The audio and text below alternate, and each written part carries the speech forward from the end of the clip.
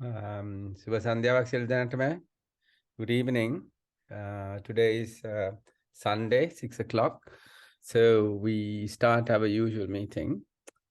And we are educational charity term leads an acronym, which tells that we learn from each other and we try to educate others from what we know.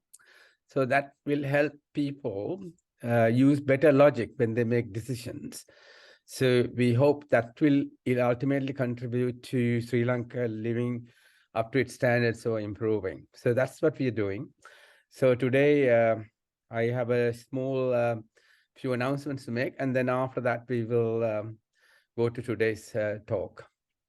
So the next Sunday, that's 25th December, and also the following Sunday, that's 1st January, there will be no leads meetings. So the first next leads meeting will be on 8th January, Sunday. I've been talking before about organizing workshops, and the first of this kind, we are trying to do it on 14th of January, 2023. All day. The morning is actually for adults, and that is running from about 8:45 to 1 o'clock. And we have the program outlined based on a discussion and everything. We can't include all the topics that we want to discuss, but we will do that as we go along. So I will do a short introduction face-to-face on that particular day. And then that's for 15 minutes, basically about leads, what we are doing and how we are contributing through education to better governance in Sri Lanka. That's what we're doing. And then from 9 to 10 o'clock, there'll be 3 speakers. And I have invited several speakers to come in here. I don't have confirmation from all of them, but if you are interested, you can tell us. I've already got one speaker who will talk about women's inclusion, and she's a women's leader, which I'm proud of. And she will talk there. Then the names of speakers will be announced once I got all the names and when I have their consent. So 10 to 11, we will talk again, 3 speakers talk about system change. We can talk about electoral change, constitutional changes, and reform. So again, a list of things that what can be done to achieve a better Sri Lanka. So there's a half an hour after that. During a tea break, we will have the audience speaking up as well. And then we will continue with economic literacy. Again, 3 speakers will talk about economic literacy, and I want speakers who can talk just in very basic sense about the country's income, the role of the GDP, how to improve GDP, and so on, and also the role of central bank and other things in relation to management. And I mean, this literacy is important, or economic literacy is important, or financial literacy is important for everyone to understand in Sri Lanka, which is kind of considered quite weak at the moment. Then there'll be again a Q&A session. So that's for adults. And the afternoon is for children who will be kind of O-level or above level. So very simple instruction in relation to risk management. People suggested many topics, which we are planning to take on later. But then again, if there's a 45-minute talk by a lady to talk about motivational, to motivate children to learn these things about risk management. And that after that talk, which is already booked, I will have 3 speakers who are talking about water safety, or even like lightning and flooding and so on. So the risks of those and how to stay away from the risks, because this was a major thing that is happening, a weakness in Sri Lanka, where every day almost you hear some child dying somewhere after going to have a bath or something when they're on a trip and so on. So that's the major area that needs to be addressed. Then we will also be talking for another 1 hour on road safety, particularly for children. We haven't got speakers yet, but we might do, because this is a workshop, we might do a skill training, like for how to cross the road, how to anticipate problems, etc. So we will talk, that depends on what the speakers wants to do. And the last 1.5 hours on the same day is dedicated for training resuscitation for very young children for this age, about basic life support skills. And that's the skill development workshop. And it's already been booked, and there are people who are planning to do that. So I'll update you on 8th of January exactly what else we are doing. So today our talk is going to be about food security. And if you just classify food security, you will see mild food security, which means we worry about the ability to obtain food. That's mild insecurity. Then we have moderate food insecurity, which means you compromising quality and variety of food. So you may not always have greens there, for example, a certain number of food.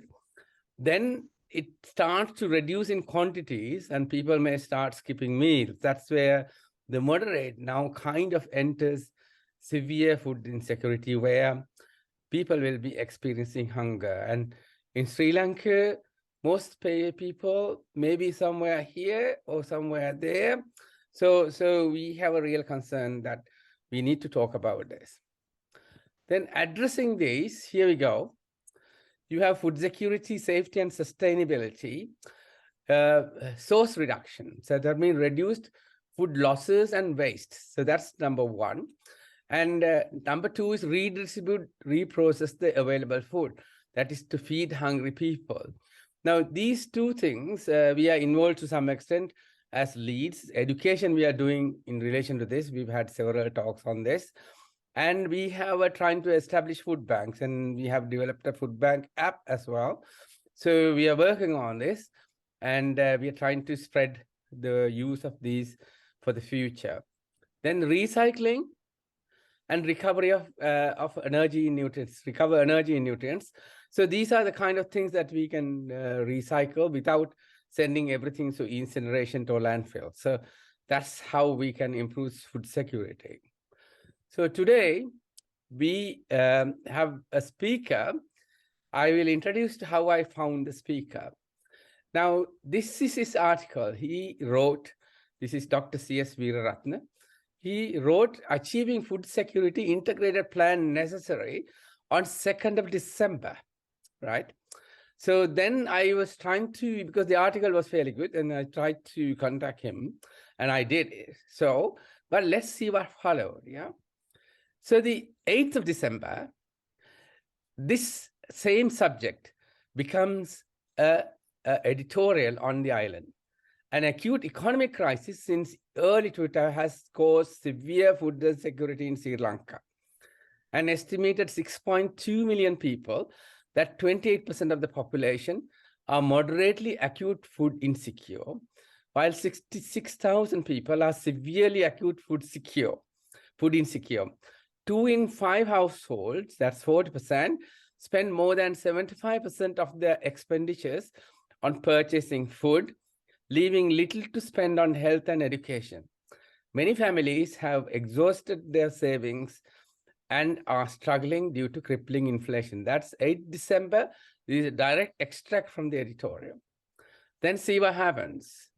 13th December, a national policy will be introduced to ensure food security. Here, President speaks. So, Dr. Veeraratne, you escalated this issue right to the top just by writing a small article. And thank you for doing that. And who is this? Stanley Veeraratne. Stanley Veeraratne is a professor of agronomy at Ruhuna and Rajarata universities. He was a director, Agriculture Samurdhi Authority, and chairman in the Research Institute as well. So welcome, Stanley. I will share your slides in a second. I will take these out, slides off, and share your ones. Just give me a second. Okay, here we are. Right. At the outset, I would like to thank Professor Srilananda Gunasekara for organizing this workshop or the meeting. This leads in platform to learn from each other, educate, and use the logic and decide on down on empowerment. So it is very opportunity. It's very appropriate that Professor Gunasekara organized this uh, talk. According to the United Nations Committee on World Food Security, food security is achieved when all people at all times have physical and economic access to sufficient, safe, and nutritious food to meet their dietary needs and preference for an active, healthy life. Next, so this should be in all seasons throughout the year. Next, please. What is the role of food? We talk about food security, but what is the role of food? Food contains mainly carbohydrates, proteins, vitamins, and minerals, which are essential for human growth and mental health. Carbohydrates are the main source of energy. We need around 2000 to 2500 kilocalories per day, and that is supplied mostly by carbohydrates. Next, please. The main carbohydrates are polysaccharides. That is, uh, there are different types of carbohydrates, and main carbohydrates are polysaccharides. These come from rice and tuberous crops such as many of potato and sweet potato. Then the next carbohydrate that is of importance is sucrose from sugarcane. It is also a carbohydrate. Next, please. Now we talked about proteins. Proteins is a requirement. The main source of proteins are fish, meat, eggs, milk, and lentils. Lentils are legumes like paripu and mungata. That sort of things are called the lentils. A protein supply, why should we take proteins? Because they supply, protein supply amino acids. There are different types, 20 amino acids are present. So, amino acids are alanine, arginine, cysteine, aspartic acid. There are, as I said earlier, 20 amino acids. They are necessary for growth. Then, to synthesize various biochemical compounds, such as enzymes, now there are different types of enzymes which are used for various conversions, biochemical changes in the body. Now, these enzymes are necessary for the synthesis of enzymes such as pepsin, trypsin, nucleic acids, DNA and RNA, and so on. Next, please. There are several vitamins such as vitamin A, B, C, D, etc. When I talk about vitamin D, I remember Professor Sudhir Vimalavansar who was mentioning about vitamin D. He has done a lot of studies on vitamin D, and these are required in small amounts. Then there are the micronutrients. Next slide, please. There are several minerals necessary for body functions. For example, there is iron, which is necessary for hemoglobin synthesizing. Hemoglobin, as you know, is necessary for transfer oxygen from one place to another. Oxyhemoglobin. Then calcium and phosphorus are necessary for bone formation. Bones is calcium phosphate. So that is necessary for the bone formation. So these are all necessary for the proper functioning of the body. Next slide, please. Now, what is the role of plants in this? Yeah, plants are the main source of all the nutrients. At least most of the nutrients, plants are the main source.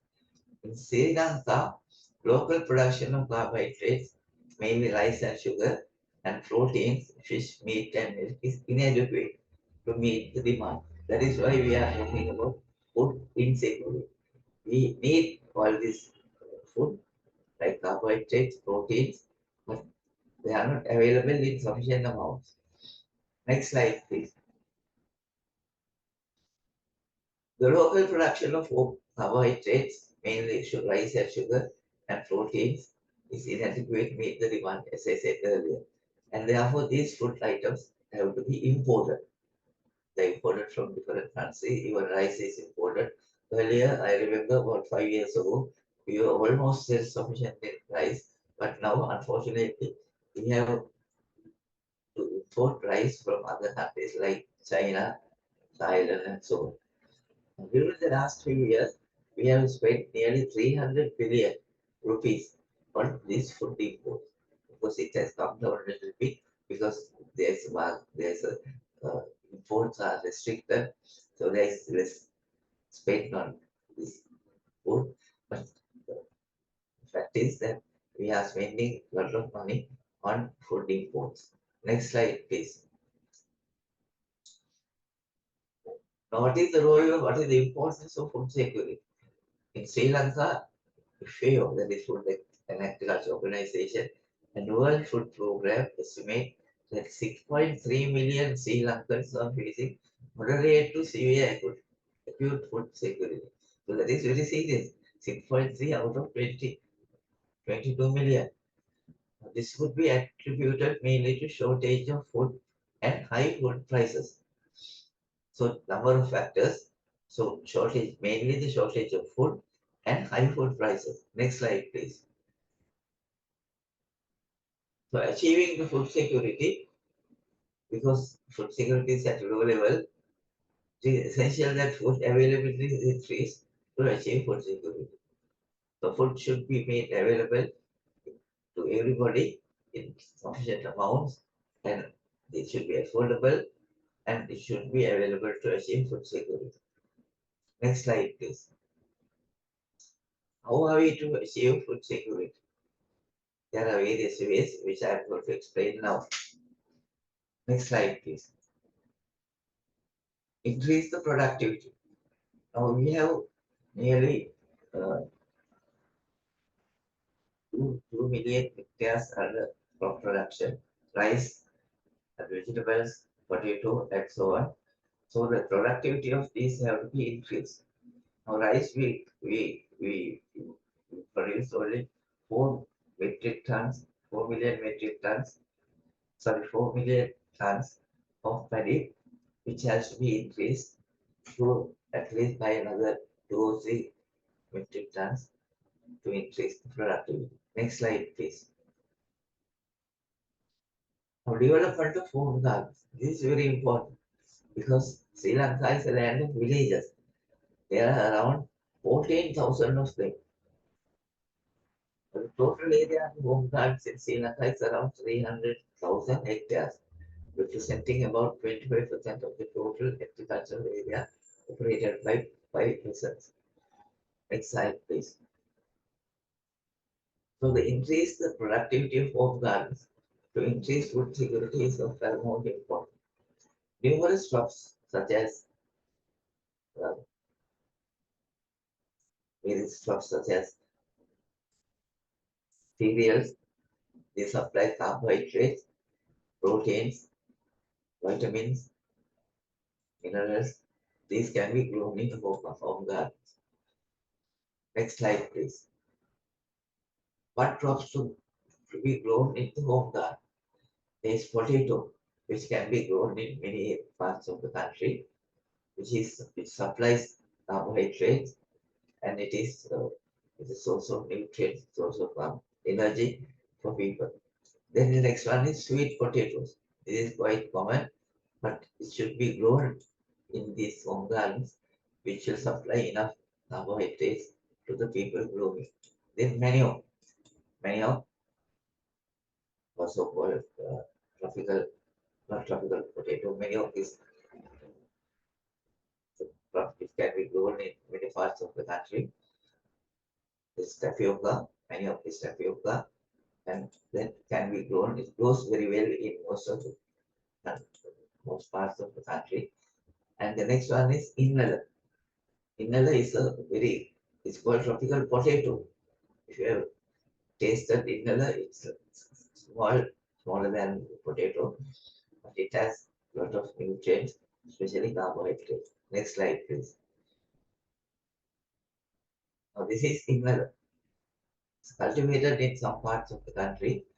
What you see on the left side is the inala seeds for the fruits, and then It's cultivated in many parts of the country. Next slide, please. Then we were talking about the carbohydrates. Then the other crop that has to be considered is crops to grow to supply protein. As I said earlier, proteins are necessary to supply various types of enzymes, various types of amino acids, which will help to synthesize various types of enzymes. Now, cowpea is a very important crop to grow. It's a great legume. It can be cultivated in most of the home gardens. A green grass, mungata, is also a very popular seed, but at present we don't produce enough green grass, and it has to be imported from countries like Australia. It's soybean. That's another protein containing nutrient, protein containing material. Soybean is also used as a source of protein. Then gamela, that is Ocarpus tetragonal. Gamela is knows very well and produces a lot of seeds which which gives sufficient proteins to be used by people. Next slide, please.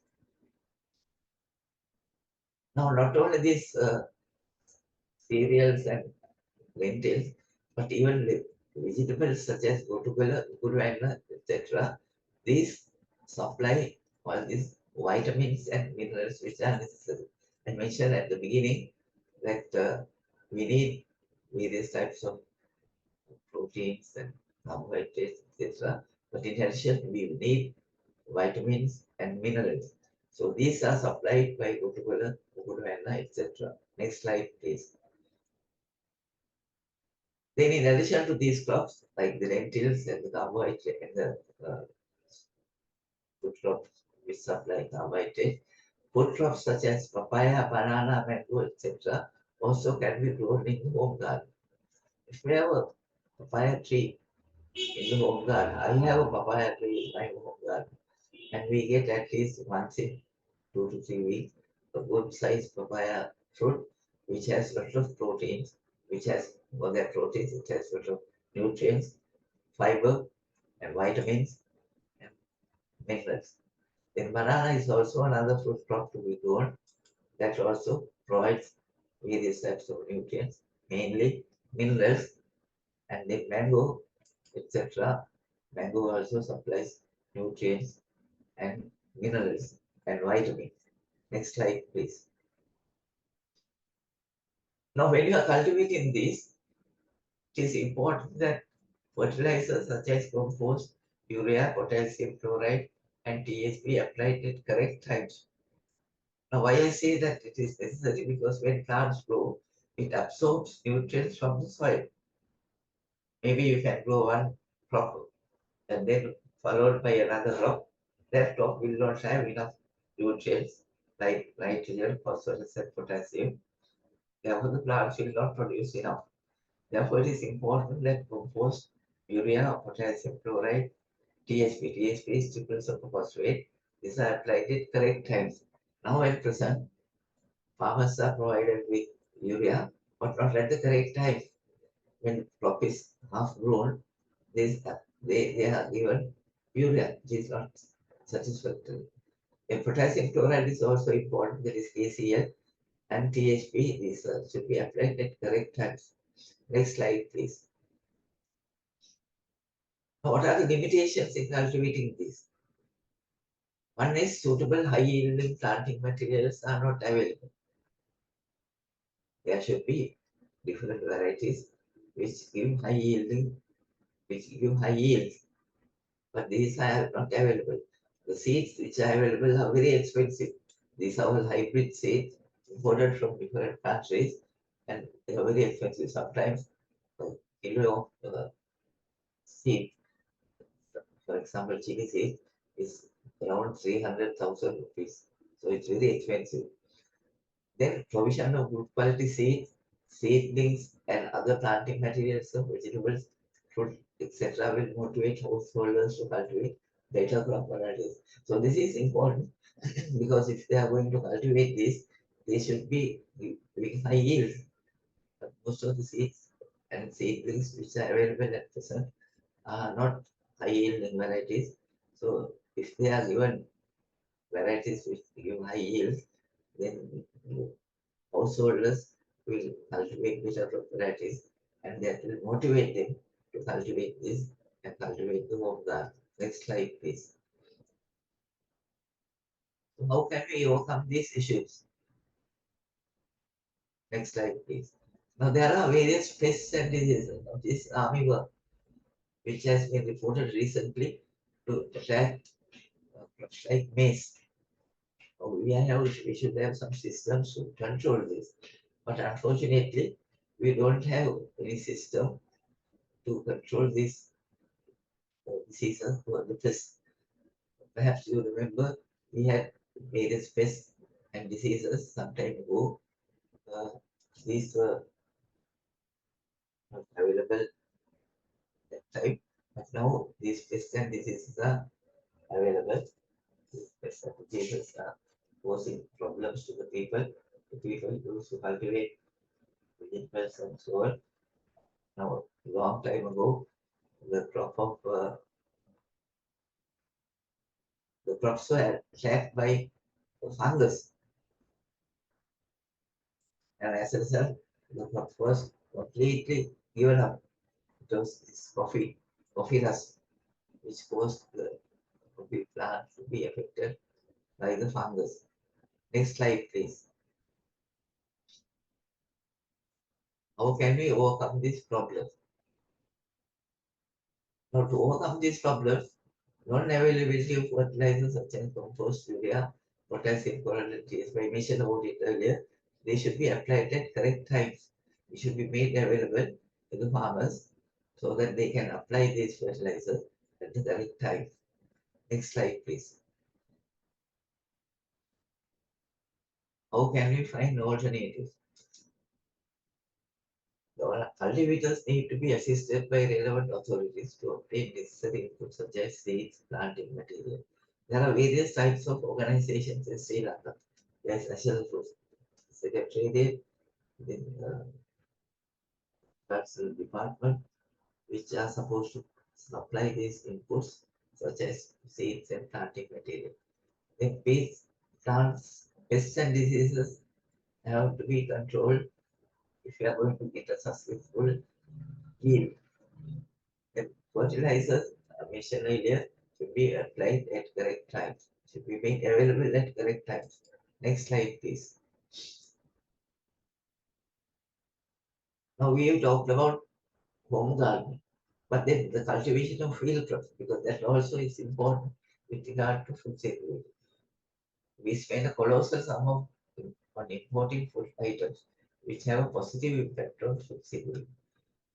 As I said earlier, we import about 300 billion rupees worth of food, but it costs dollars. We are short of dollars. So these crops can be locally produced. Now, what are the crops which are imported? About 10 billion worth of lentils. Lentils are the legumes like cowpea, wheat gram, soya bean, and so on. These are the lentils. Then onion costs about 12 billion to import onion. Then maize. Now there's a shortage of maize to feed poultry. And that is why there's a shortage of poultry. And that costs about 6 billion to import maize. Then fruits. We have enough fruits. Very good fruits, very sweet fruits, but we import different types of food costing 7 billion rupees. So this cultivation of these crops need to be promoted. Next slide, please. Now, numerous pests attack these crops. It is likely that they are destroyed by numerous pests. These pests, I mentioned earlier also, to achieve high level of food security, these pests need to be controlled. There are all types of pesticides which can be used, but there are biological pesticides which are not used, which are not manufactured or prepared, synthesized in large amounts to be used by uh, people who cultivate this crop. Next slide, please. So to achieve food security, as I mentioned earlier, fertilizers need to be applied at correct times, and cultivators need to be assisted by relevant authorities to obtain necessary inputs such as seeds and planting material. As I said earlier, there are a number of organizations in Sri Lanka, like the Agriculture Department, then this fertilizer secretariat. All this should be able to assist the relevant farmers to obtain inputs such as seeds and planting material. Next slide, please. A mushroom is a very quick growing crop. It has activate enzymes, niacin, riboflavin, calcium, and phosphorus, which is expensive, but it can be grown in home gardens. It has to be separate sections to cultivate mushroom, and it is a very suitable crop which can be grown in home gardens. Next slide, please. Mushroom has a high nutritive value and can be produced within a short period with less capital. Contains food energy, high levels of riboflavin, niacin, and pantothenic acid. This is all vitamin B compounds with moderate content of phosphorus. I mentioned earlier, calcium and phosphorus are necessary in synthesis of calcium phosphate, which are found in bones. A few members of the community can be promoted to grow mushrooms. It is not necessary that all the people in the village, I said there are 14,000 villages, all these people need not be promoted to cultivate grow mushrooms. If there is one unit in a village, they can cultivate mushrooms and can be given at a low price to the community in that area. The produce can be consumed by members of the community, thus increasing food security. It provides nutrients so that food security is increased. Next slide, please. Then another important thing is now we are talking about poultry. Now it costs about 60 rupees a egg. Earlier it was about 10 rupees. Now people have to buy at 60 rupees an egg. So there should be some system to produce these eggs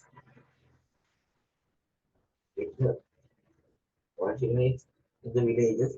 It will increase the incomes of the people who have undertaken to operate this unit.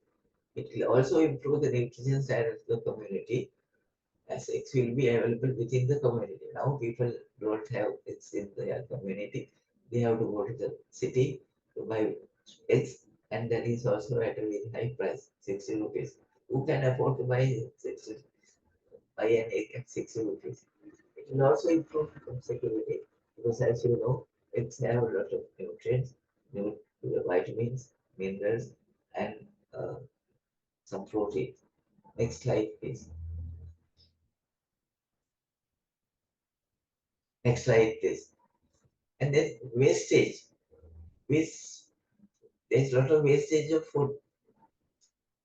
Maybe you have seen people carry uh, vegetables, they can't sell it, and finally it's given to the elephants to eat. So this wastage should be reduced.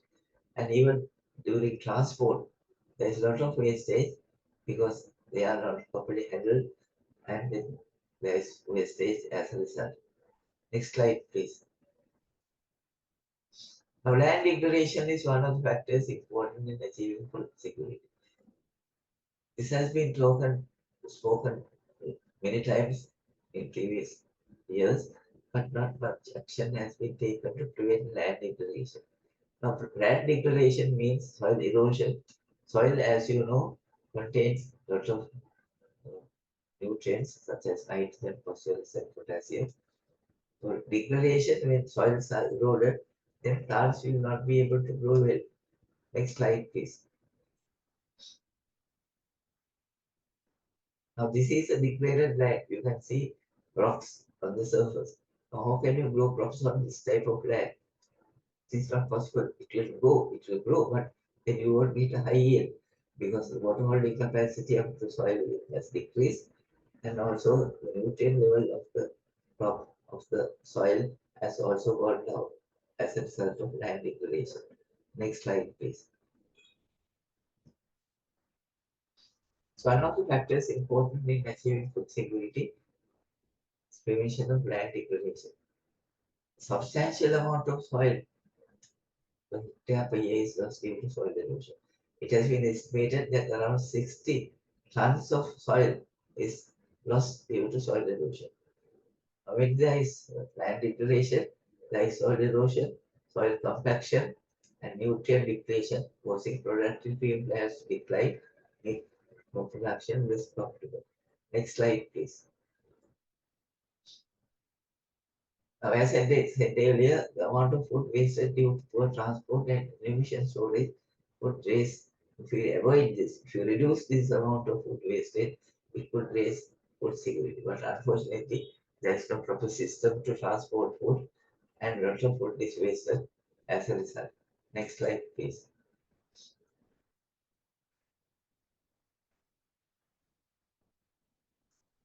Transferring modern farm technologies to increase land efficiency can produce major increases in food security. Now, farmers should be made aware of the various systems that can be used to produce crops and, getting a high yield, and that will increase food security. Now, as I said earlier, relevant organizations are there. They must help small-scale farmers to access to credit because a lot of people, a lot of farmers, they pawn their jewelry to get the credit, get the finances to buy fertilizers. Our fertilizer bag, 50-kilo bag is about 30,000, 40,000 rupees. So they are, the poor farmers are unable to buy all these fertilizers. So there should be some system to promote farm cooperatives and train farmers to apply new technologies. Next slide, please.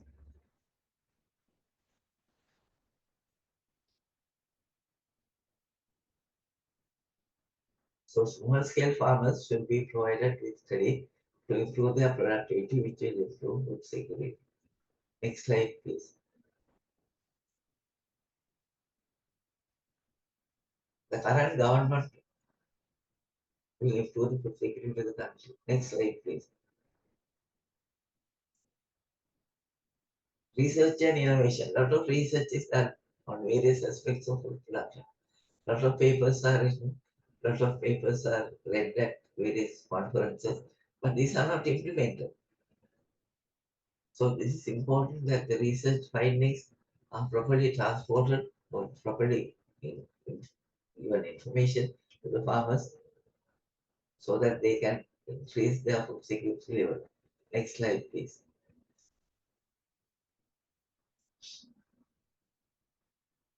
So in my presentation, I mentioned the various uh, systems which can be used to increase the food security. If there are any questions, Chula, I can answer those. Yeah, thank you so much, Professor Sanley, for enlightening all of us in a very simple way as to how to improve food security in Sri Lanka. There are no, there any questions from the audience for Professor Stanley? Any questions from the audience? My question was going to be that, say, we have already we have loan schemes and everything for farmers, but they seem to have failed most of the time. That's number one. Number two is how can we get this message across to the farmers? Obviously, they don't get any information about the research or what's been suggested by scholars like you, for example. Yes, I agree with you. Yes, there are credit systems, but farmers, for them to get this credit, they have to have collaterals, and they don't have that sort of thing. So as a result, they pawn their jewelry and get the money. And then, so that is the situation with regard to credit. And then research innovations. As I said earlier, a lot of people have been conducting research on various aspects of food production. Now, for example, legumes. We grow legumes. They don't need so much of nitrogen because there is nitrogen fixation. But these organisms should be supplied to the farmers, the bacteria, and there are different types of bacteria which fix nitrogen from the atmosphere. So then there are the biofertilizers. Biofertilizers are cheap, they should be made available, but there's not much being done to promote the use of these biofertilizers. So there has to be a good system. This Nilbini has raised the hand. Nilbini, you can ask your question, Nilbini. Yes, thank you. Thank you so much, Professor Stanley, for that really interesting talk. I'm just trying to find out about what the availability of fertilizer is in Sri Lanka at the moment. I know there was a time when it was impossible to get hold of fertilizers, but what's the position now? Yeah, we don't have fertilizers manufactured in Sri Lanka. So these have to be imported. Urea, there was a problem. In 3 years ago, when the former president banned the import of urea and other agrochemicals, farmers have to face a big problem. But now, at least now, urea is imported, it's available, agrochemicals are available, but they are very expensive. So, as I said earlier, the biofertilizers and biopesticides should be made available. They should be run by the agriculture department. They conduct research and find out what biofertilizers and biopesticides which can be used by the farmers in cultivating these crops. And so when you say it's expensive, how expensive are they? Yeah, the urea costs about 40,000 rupees per 50 kilo bag. Of course, now it is given at a lower price by the government. Government absorbs most of that amount. And earlier there was this system of importing nano fertilizers from India, which didn't have any effect on nano fertilizers, as you know. It has only about 5% nitrogen. That is not sufficient. Urea has 46% nitrogen. So apply nano fertilizers instead of urea is a waste of money. And we have to spend a lot of money in importing nano fertilizer. The same with pesticides. Various pesticides have to be used now. I mentioned about armyworm. Now, how are we going to control this? We can't be picking armyworm from each and every crop and then throw it and burn it. But we have to use a pesticide. So these first pesticides have to be imported unless there are some pesticides manufactured in Sri Lanka. That is the biopesticides. There are so many biopesticides which can be used, which can be manufactured from uh, plants. For example, Kohumba. Kohumba is a very good plant. It supplies nutrients, not nutrients, it supplies compounds which will act as pesticides. It kills, it controls insects. But how can we get this Kohumba extract in this shop? It's not available. When I was at the Samuddri Authority, we wanted to get some people to cultivate. Now, Kohumba is cultivated everywhere. If you go to the dry zone, plants are there. But no one cares to collect the seeds and make the extract and sell it to the farmers so that it can be used.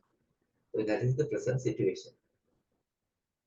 And how much is the government subsidizing the fertilizers, whether it's from locally produced or from imports? What level of subsidy is there? As I said earlier, the imported cost is about 40,000, but now earlier there was a system to give fertilizers at 10,000 rupees 50 kilo bag.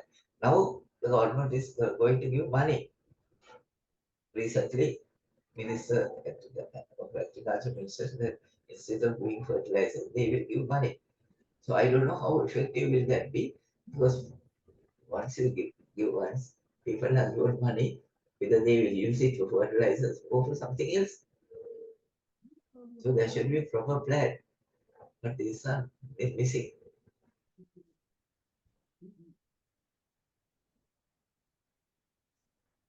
Okay.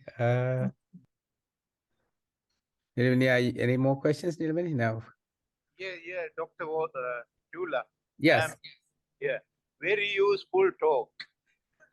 This is the first time I heard about the science side of agriculture.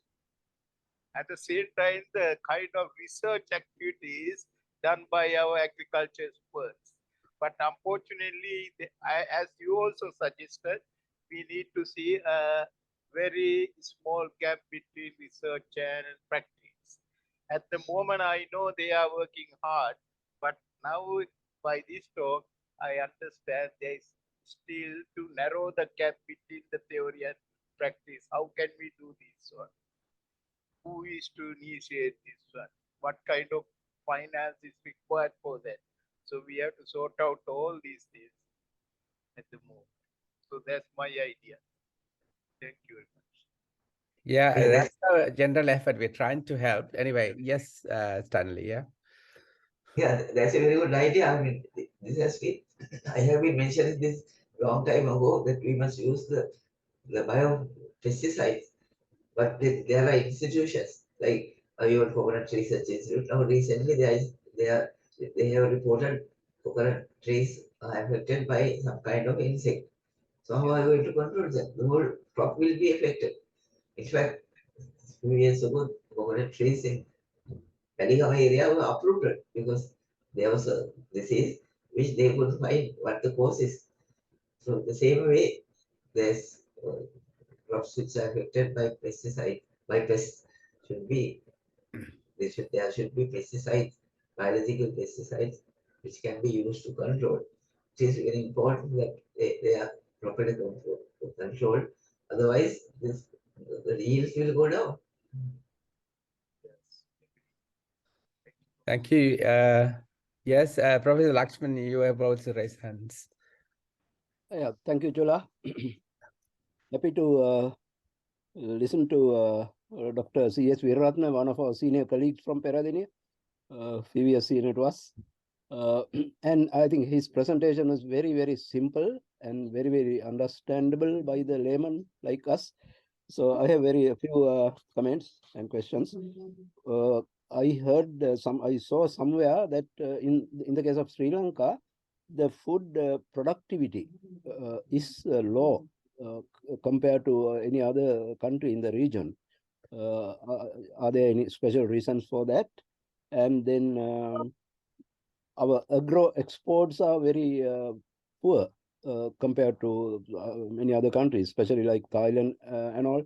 Agricultural exports are rather poor in numbers. I mean, compared to Thailand, where they export almost everything.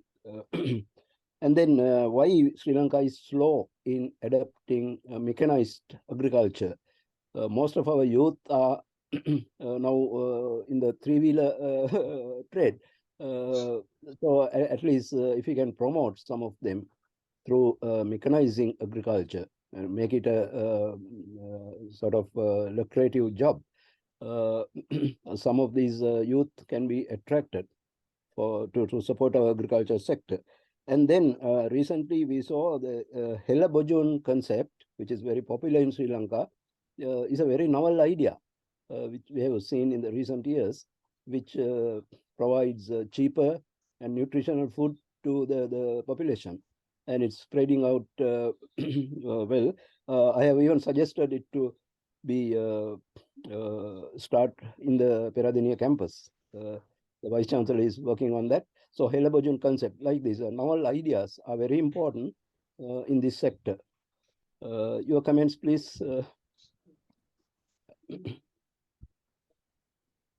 Yeah, I'm very much pleased to hear Lakshman. I remember the times we had at Peradeniya. You were a student at Jayatila Hall, and I was also at Jayatila Hall. It's a pleasure listening to you. But and as you said, Lakshman, our exports have not increased during the last couple of years. Right. Our export earnings, like tea, rubber, coconut, they have remained almost the same. There is no attempt to increase the production of this. Exactly. Yeah. So exports, because we have short of dollars. From where are we going to get the dollars? If we export, Exactly. Exactly. we Exactly. export these crops. And in addition to these crops, there are so many other crops which can be cultivated and exported. Now, for example, cashew. Do you know the cashew kilo costs about 4,000 rupees? And there's a big demand for cashew. What is produced in the world is not sufficient for the demand. So And now cashew should, I think now we import cashew, right? yes, Yeah. we import cashew. The Yeah. same with other crops, other fruit crops. Now there are crops like sunflower oil. We import sunflower oil, but Yeah. sunflower can be grown in China and oil extracted. But no one is taking an interest in this thing. Yeah. So I am So glad that what about this mechanization of agriculture? I mean, trying to attract youth through that, at least. yes, that's a very good idea. So I am glad that Professor Sulagunsekara attempted to at least make these things come out the actual situation of the country with regard to food production. Yeah. Exports and imports. We import, it has been decreased a little bit during the last few years, but exports have not increased. Yeah. So, Yes. so the tea, rubber, coconut, and there are other crops, cinnamon. Now there is a department of cinnamon. Yeah. But nothing has been done to improve this. And I heard that our cinnamon is one of the highest, best quality cinnamon in the world, right? Yes, exactly. Yes. Right. Thank you. Yes. Yeah. Thank you, Rashid. Thank you, Stanley. There's Kumara Ilanka Singh raised hands as well. Kumara. Yes. Thank you very much for this presentation today, and a lot of information and everything. And one of the issues that you raised is actually the inability of the people who are responsible to communicate this information to the ordinary farmer. Now, I do understand this problem because I know that through the divisional secretariat officers, there are about 10, 12 officers who are working on the field. But, there's one from the agrarian services, there's one from the agriculture department, there's one from some other agriculture connected thing.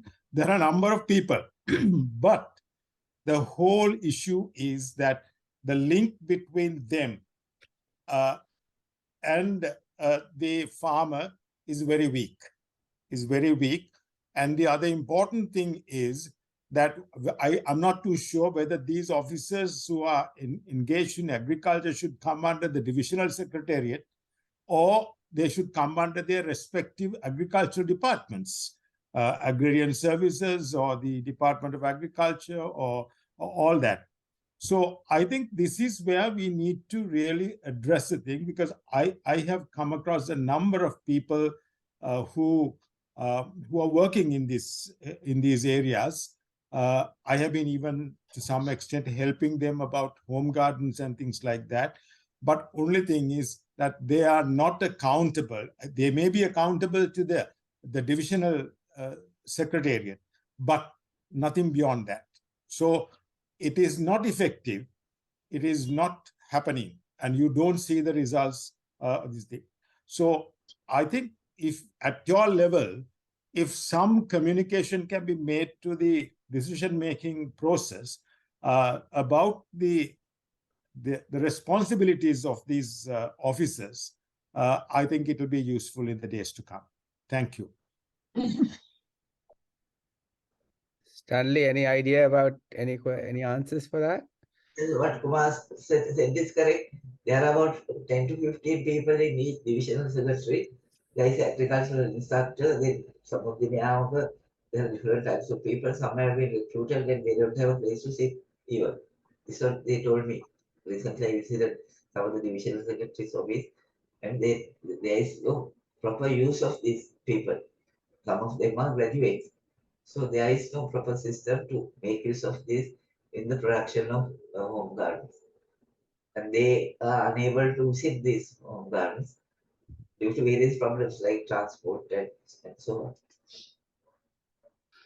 Yeah, I just to make a comment on Kumara's suggestions, it's good if you can send us an email or something, Kumara, suggesting how to address this education issue for farmers. We've been thinking about connecting with the farmers' children and then offer, for example, education in English or mathematics or something like that that can be done online, combined with some education into how to modernize agriculture. So the message will get to the farmers themselves that way. So we are thinking about that. So if you can give us some suggestions and leads into that, we may be able to do something. Thank you, Kumara. Brother Dharma, you have raised your hand as well. Thank you, Chula. Just one comment I want to make. Thank you, Professor Veeratna. You mentioned about the wastage, and if we look at the way we transport food products from upcountry to Colombo, we fill them in gunny bags, put them in lorries, bring it to Colombo, unclean, and 1/3 of that is wasted due to crushing. I think the simplest way to do is either making wood crates or plastic crates so that you can clean the products where it is produced and put them properly and then transport it to Colombo. So waste is not coming to Colombo, and also the food is not wasted due to crushing. I think this is a simple thing. Either government or a company should do it throughout the country, and that wastage could be avoided. Is this happening in the country, or is it, are we still doing the same old way of transporting food? Yes, Dharma, same thing is happening. There's not much of an improvement. As you said, there are beets and beetroots and all types of things in gunny bags. And on the way to Colombo, they sleep on that and the vegetables get crushed. And sometimes because they can't sell it, they just throw it to the elephants. So in some Absolutely. place, so there's also wastage. I mean, I don't say that elephants should not be fed, but then most of the food that is produced with lots of inputs, fertilizer inputs and pesticide are just thrown out. What is the big idea? I mean, these are simple things to improve, and if these can be improved, a lot of waste can be saved. Yes, so food. People who are involved in food security, there's a government food security council. I don't know whether they are aware of all these factors, but this food security council, there is a advisor to the president, and so they should look into these things and take remedial action. Not just appointing people is not going to solve the problem. Thank you. Yeah. Thank you. Nilmini, you raised hand again. Yes, I looked up what 40,000 rupees is in pounds, and I'm stunned to see that it's 89 pounds for a 50-kilo bag of fertilizer. No wonder it's impossible to kind of get crops going. And so if the idea is to become self-sufficient, that must surely be the priority, is to support farmers to have access to fertilizers, whether it's the locally produced or encourage local production of fertilizer, the bio ones that Professor Stanley mentioned, or providing subsidies to acquire these things from imported fertilizers. So I mean, I also looked up just now who the Minister for Agriculture is. This Mahinda Amaravira, or Mahinda Amaravira is the minister. Yeah. So I mean, isn't it best to try and get to the chap right at the top? If there's some way you can reach out to them and see what. It's a dream to contact the minister. Once I gave him a call, and I was complaining about this rice, because now they are producing rice and they can't sell it. Paddy marketing board is not functioning properly. So as a result, the private owners, private millers are buying at 80 rupees, 90 rupees per kilo. Whereas the paddy marketing board, they gave a price of 120 rupees per kilo, but they are not buying that. So that is the present situation. So is there some kind of plan that could be created and put forward to the minister himself and say, look, because people like yourself who understand all of this better than us, can you put forward an actual, I don't know, 5-year plan or something like that to the minister and try and push that agenda forward? Yeah, that's a good idea, but I can try that. But I don't know whether. Now, I have been writing on these issues, as Sula said. I wrote to the newspapers and I wrote to the office of the president, the importance of home gardening and cultivation of these other crops. But nothing happens, not even acknowledgement. But don't underestimate, Stanley, your article promoted the editor to write an editorial, and then even the president starts making comment on this. So you have done a great job over there. So you can highlight things. So thank you for doing that. Mervin, you raised the hand as well, Mervin. Thank you, Chula. Just wanted to comment. Partly listening to this, one of the things that went across my mind was the disconnect in our society. Yes, we have graduates, we have these local regional officers to help educate, uplift farmers, but we have a cultural issue where generally in Sri Lanka the farmers tend to be people of lower literacy, work in the land, and with lower ambitions, and they are kept in the dark, and a lot of information are either too officious or in English that they don't relate to. And perhaps I'm wrong, but the general overall impression when we have young people go to university, become graduates, the aspiration is to get better, and they perhaps don't relate to the ordinary farmer in the language they understand, they trust. So they are kept left behind. Compare that with the West, where the farmers are quite wealthy people, very assertive. There are farmers' unions, and what we in the professional world call continuous professional development happens. There are journals that they kept them informed of the latest findings, developments, chemicals, fertilizers, and all that. So they get educated. There are insurance policies if crops fail, that they are not left in the lurch, big victims. So in a way, until that sort of what is happening in the society, elected representatives don't listen to the people who elect them, and that sort of disconnect, and the policies are made in isolation without consulting them and finding out how it impacts on them. So amidst all these things, there is that disconnect that seems to be holding things back. I'm just comparing, the farming in other parts of the world and Sri Lanka, and why our farmers are always on the bottom of the rung and the receiving end and vulnerable.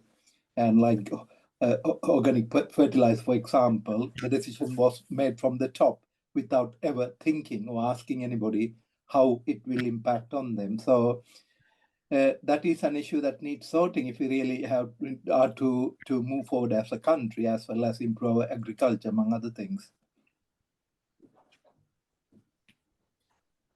Thank you, Mervin, for that comment. Very good. Stanley, any other comments from you? Yeah, just one point, Chula, I missed it. I wanted to highlight this issue on milk production. We import about 40 billion worth of milk and milk products. But I was planning to say, but then I missed it. It is good if we can have at least 1 or 2 dairy cattle units in village, and then the milk will be available at a cheaper price in the village itself. But now village, 1 liter of milk is about 400 rupees, which most people cannot afford to buy at that price. So if we can have these dairy units in the village. That will help to increase the food security, and as I said earlier, milk has a lot of nutrients and so on. So therefore, with this dairy units will be of advantages. Thank you. Yeah, thank you, Stanley, for highlighting that as well. I don't think there are any other questions at the moment. So it was a fantastic discussion and a good kind of proposal that you brought up, saying these things needs to be done. So I'm very keen, not me, I mean, there are lots of other people who are keen actually to get something done to improve the situation. And then if there's any way that we can address the farmers through a forum, through educate them in any language that matters as well. So we should try to do that. So if you all have any suggestions, please email it to me, or one way or somehow we can take it forward. And also I have to announce, as I at the beginning, that next Sunday is 25th December, that's the Christmas day. And then the following Sunday is 1st of January, that is the New Year's Day. So we're not having meetings on those 2 days. And the next meeting will be on 8th of January. And also the workshop, it's taking shape. That still there are vacancies. At the very beginning, I announced the vacancy. So when I send the recording, please have a look at it the first couple of minutes, and then you will see where the gaps are, particularly for children's workshop and also for the adults workshop. So if you can participate in one way or the other, please let me know so that I can complete the resource card for that particular workshop. I must thank everybody, and also especially Professor Stanley, bringing in a new vision and a new kind of mission into the forum, which is very, very useful. And happy holidays, as well as a happy new year to everybody. Thank you very much. Before we conclude, I wish to thank Chula again for organizing this program. I found it very important, very interesting, very useful. Thank you, Chula, for all your assistance. Thank you very much. All the best to everybody. Be safe. Thank you, Chula.